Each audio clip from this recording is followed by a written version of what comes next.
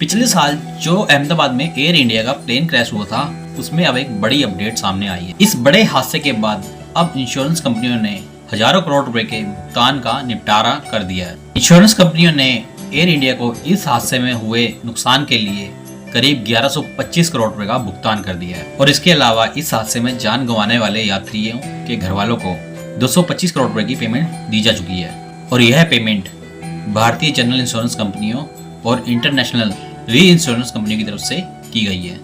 Air India को यह payment जहाज के पूरी तरह से नष्ट होने और उसके इंजनों के नुकसान के लिए दी गई है। यह दर्दनाक हादसा 12 जून 2025 को हुआ था। अहमदाबाद से लंदन जा रही एयर इंडिया की फ्लाइट AI-177 उड़ान भरने के कुछ समय बाद ही क्रैश हो गई थी और इस हादसे में टोटल 260 लोगों की मौत हो गई थी, जिसमें 241 यात्री और क्रू मेंबर शामिल थे। जहाज पूरी तरह से तबाह हो गया था और सिर्फ एक ही यात्री था, वो जिंदा बचा था। रिपोर्ट्स के हिसाब से इस हादसे से जुड़ी इंश्योरेंस पेमेंट आने वाले समय में 4000 करोड़ से भी ज्यादा हो सकती है। फिलहाल विमान और इंजनों की पेमेंट का भुगतान हो चुका है, लेकिन पैसेंजर और थर्ड पार्टी से जुड़ी पेमेंट अभी भी पेंडिंग है।